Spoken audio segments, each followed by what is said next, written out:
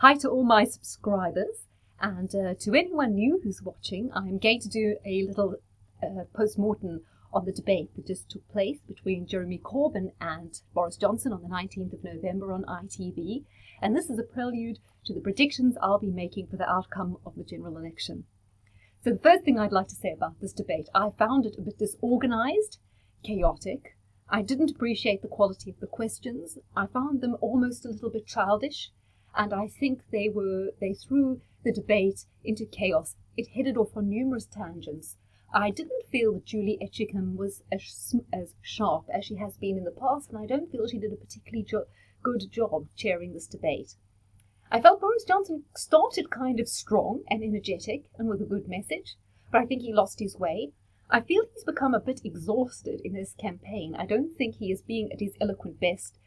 One of his strengths is he has a wonderful knowledge of the classics and can make wonderful use of figurative language, of allusions to literature, and I feel he doesn't use these weapons well enough.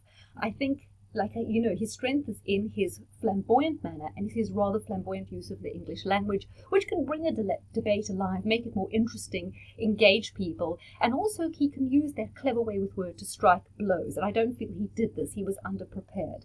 Jeremy Corbyn seemed to stay very calm and very measured, and if you knew absolutely nothing about politics, you were watching this debate when you don't usually follow politics, then I dare say you would have been impressed by some of the things Jeremy Corbyn said. I felt he went for a populist angle. So he said things that would resonate with a lot of people, like, for example, the inequality in society, billionaires versus the homeless. He talked about many families struggling. And of course, he went on the emotional issues on things like the NHS. And I think that'll chime with people. However, he wasn't at all pressed on the hows, the borrowing required, and on the brass tacks of how he's actually going to deliver. So that's what I would call a populist message, because it's saying kind of the right things that a lot of people would relate to, but it's not talking about the hard decisions that you need to get there and the compromises that can be made. It's kind of promising people a rose garden, but it doesn't work that way in life, because usually there's an opportunity cost to everything. I don't feel he was pushed on it. I don't feel Boris got any knockout blows in, although for me the takeaway point that where Boris would have done well on this election, on this debate, is that there's no doubt that with Jeremy Corbyn, he is going to, first of all, be back at the EU negotiating an extension. Then he's going to negotiate a new deal, which will basically be Remain in all but name. And then he's going to have a second referendum. So that means a year or more worth of more uncertainty, more division in the country as people become more entrenched.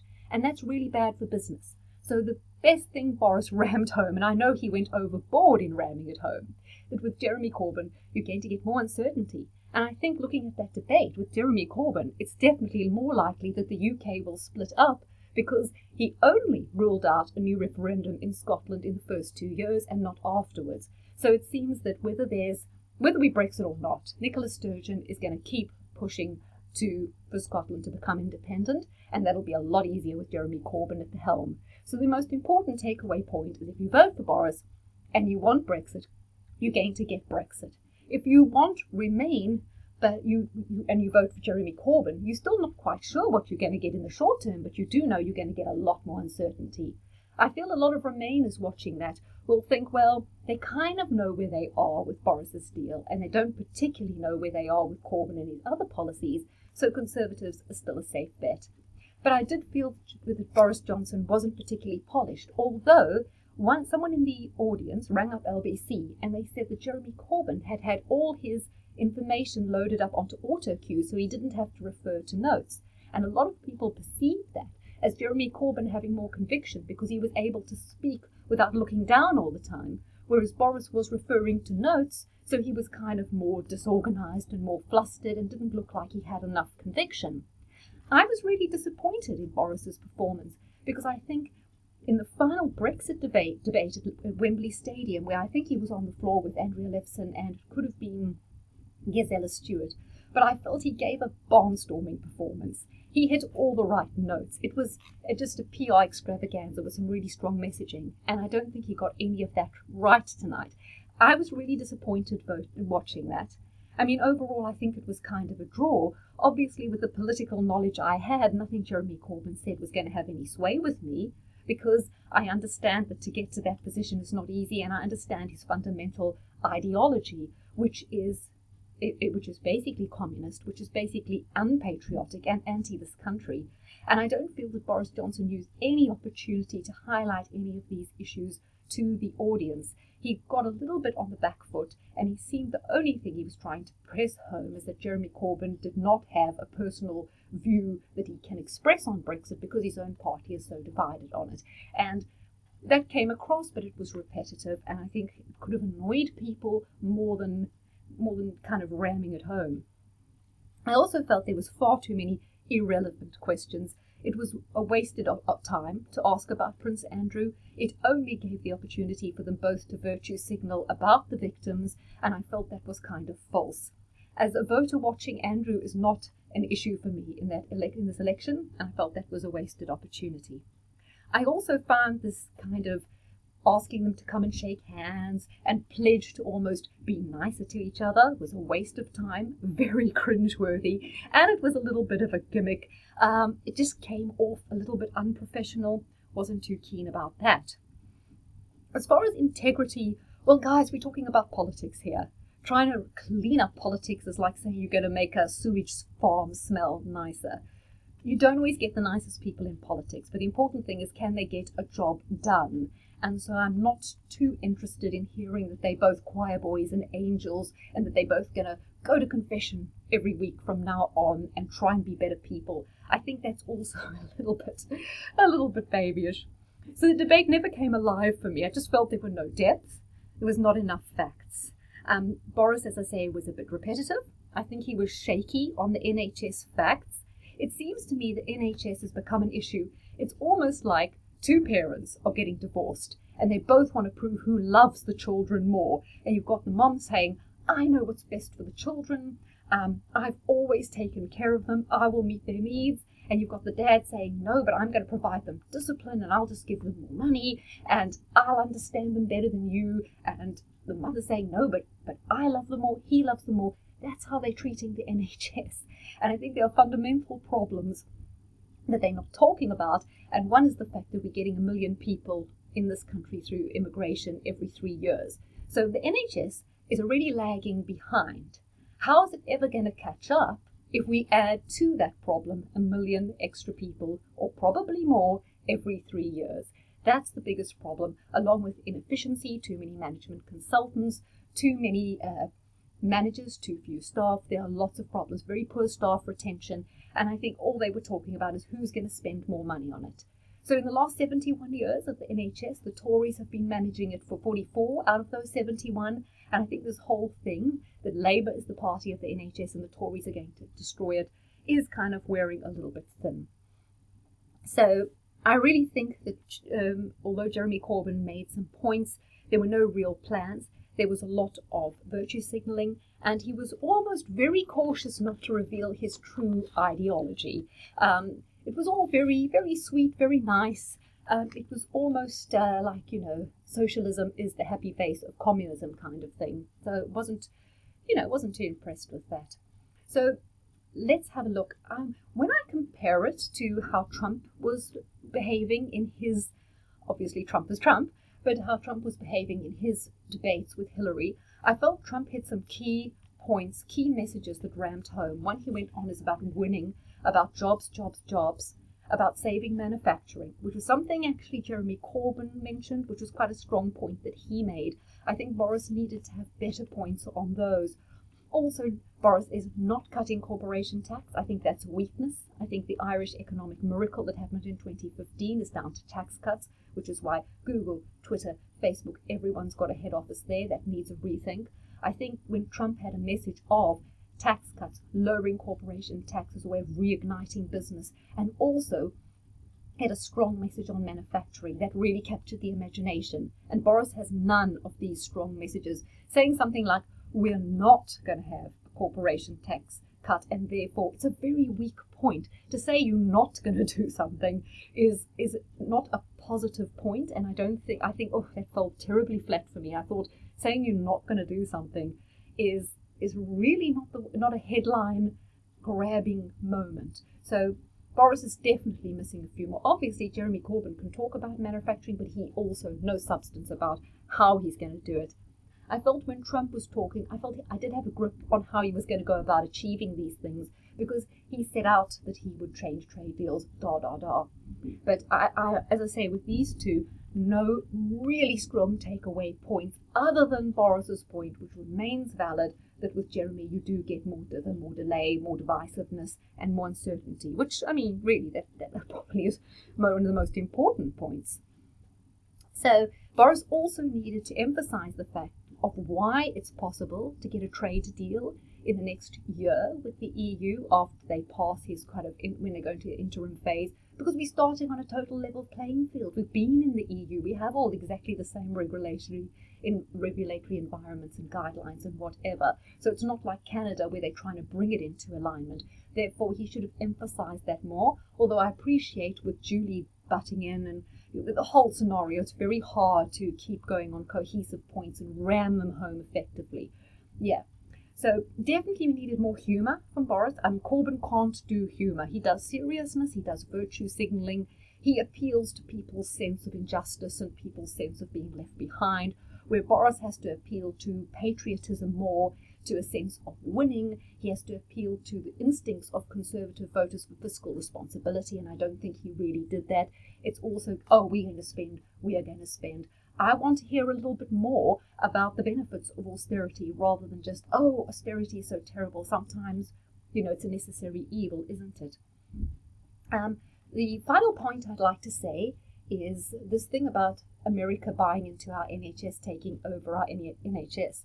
Well, at the moment, the NHS do give out private contracts because they simply have to outsource. It's practical. So surely they also outsource to EU companies, yet I hear no outrage about them outsourcing to EU companies or even outsourcing to Richard Branson. Why would outsourcing to American companies mean the end of the NHS as long as it was managed? Wouldn't it just be another form of outsourcing going a little bit wider than the EU? I feel there's a hint of anti-Americanism in some of the Remainers' rhetoric and also in Corbyn's rhetoric, whereas I know the Remainers are saying things like, we're safer within Europe because they can protect us against America and against China. But as far as I'm concerned, America is our greatest ally. We invest more in America than any other country, and America invests more in us than any other country. We share a common language, we share a common legal system because they adopted our common law. Whereas with Europe, we don't share a common language and we don't share a common legal system, as they have civil law based on the Napoleonic Code. It's a very different system. Also, America has been our ally in terms of fighting 2 world wars with us, whereas in living memory we fought a war with Germany, and in the last just over 100 years we fought 2 wars against Germany. You must remember that when France was occupied and they were putting all their gold on ships to send their ships off to Canada, we were bankrupting ourselves in order to fight for the freedom of the whole of Europe, and we only finished paying off our war debt to America, mainly, in 2005 when Blair was in power. So this country really puts its money where its mouth is when it comes to fighting for freedom and fighting for democracy. And in that quest, it's been America that's our ally, and I don't particularly like this when now America is cast as the villain and American enterprises are cast as a villain who coming here to damage our NHS. The biggest problem our NHS faces is a very, very fast-growing population that no one is accounting for, and that is also affecting the housing stock. It's suppressing wages, and it's pushing up rent inflation. It's creating rent inflation. And that's the biggest issue we are facing at the moment. We're already one of the most overcrowded countries in the world, especially England is, rather not particularly Wales or Scotland. England is already one of the most overcrowded. We have 3 GP surgeries closing a week, and I'd like to hear why they're closing. Yes, Boris promised all these extra doctors, all these extra nurses, but the problem is we're not going to be training them. They're all going to be brought in, and that represents to me a fundamental problem in our system, that we are not producing our own skilled workforce. What we're constantly hearing about is how we need to bring skills. Employers are crying out for skills from other countries. And the question I have is, if you look at a list of the top 250 universities in the world, many Many of them are ours in the UK. Therefore, we should be training. I mean, people come from all over the world to study in the United Kingdom. I did it myself. So why then are we not producing more skilled people? How come all these other countries produce an excess of skill, an excess of doctors, an excess of nurses, and we can't train enough and we can't retain them? There's obviously something fundamental wrong, and until we work that out, I don't think we're going to work out the problems in the NHS.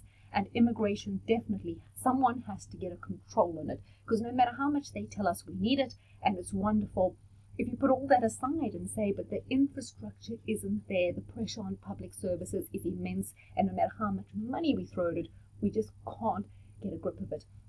And I definitely don't see Jeremy Corbyn controlling that. And when he was attacking Boris Johnson on the NHS, Boris needed to use that point to say, yes, but you want mass immigration, open borders, and from day one, total access of these immigrants to all our services. How do you plan on coping with, on dealing with that? There's so many weaknesses you can exploit with Jeremy Corbyn. He's very shaky on many issues, and I bet if you went onto a strongly financially based argument, you'd totally stump him. So I don't think Boris was well prepped for this. I don't think he's being well advised for this. I don't think he had enough powerful sound bites other than attacking Jeremy Corbyn on his Brexit schizophrenia. So for me, this debate was incredibly disappointing. Although I must say, I felt the way it was set up with bad questions and audience. No, I don't like it when audiences send in questions. I think the questions need to be designed by professionals to draw out interesting information on policies, whereas these questions just encouraged a lot of waffle and a lot of virtue signaling. So there you go. That is my synopsis. Guys, please watch out. I promise it's going to be this week that I do my election special. And I'm also going to be trying to analyse the constituencies from a non-astrological point of view, because you can't totally predict every constituency on astrology.